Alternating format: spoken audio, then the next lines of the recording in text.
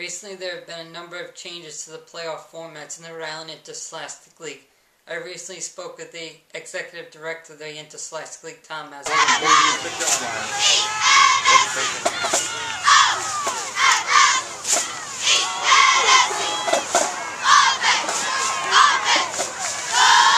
So the first question would be, how do the coaches and athletic directors feel about, in football, playing potentially 3 games in a 10-11 day period if they reach the Super Bowl in their division?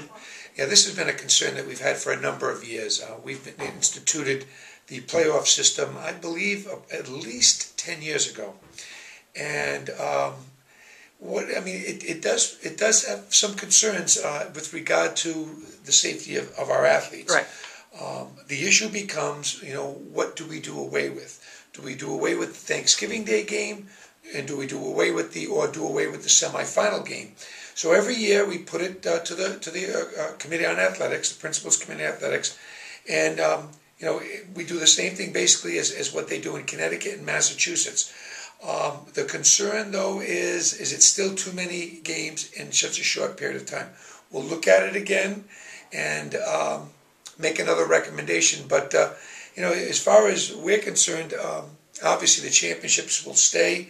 The issue becomes, do we get rid of the semifinals or the Thanksgiving Day game? Right. And we all know how important the Thanksgiving Day tradition is. So if anything goes, it would be the semifinal game. And then you're eliminating some possibility of some teams making the playoffs. So upsets, right? Right. Yeah. Anytime you do that, there's going to be some concerns. But we try to control the amount of practice time in between.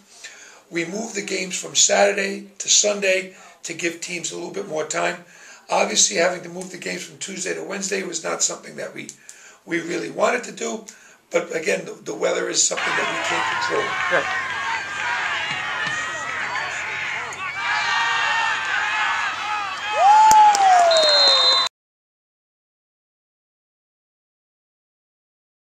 Now, speak a little bit about how the realignment works. I know some teams in football, like Rogers, South Kingstown, have gone up and down and what have you. So how does that factor in? What formula do you use for realignment? Well, we've adopted, the Committee on Athletics has adopted a new formula for realignment. That this was the first year that we adopted that, we basically introduced this new alignment formula. And it takes your previous 8 years' record, and you take those, depending upon what division you played in, they're weighted differently, and that is ranked along with the enrollment of the school.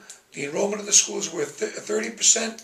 The win-loss record over the past 8 years is worth 70%. And then we rank the teams from 1 to how many there are. And then it's just a question of how many teams in each division. Obviously, there's always going to be 1 or 2 that question that. But it's a 2-year alignment period. So teams can always move up if there's room for them to move up. If there are teams that wish to move down. But we're very happy with the results so far. There are some schools out there that are in disagreement, but we'll constantly reevaluate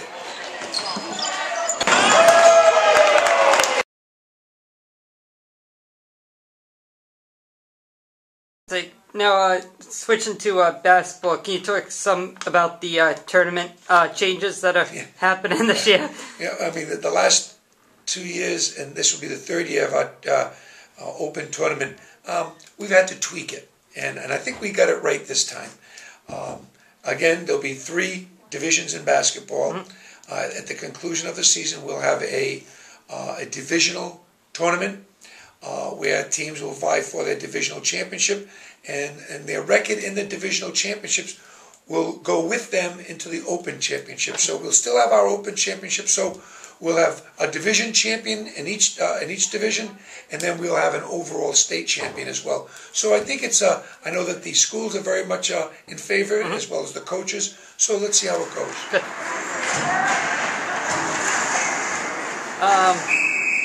Now, can you talk about what's going to happen in hockey this year? I was looking at the schedule. I noticed some teams like Hendricken are playing, Notre Dame and Xavier. So, well, yeah, I mean, obviously Moses Brown has opted to join another league, so that left a hole in our Division I.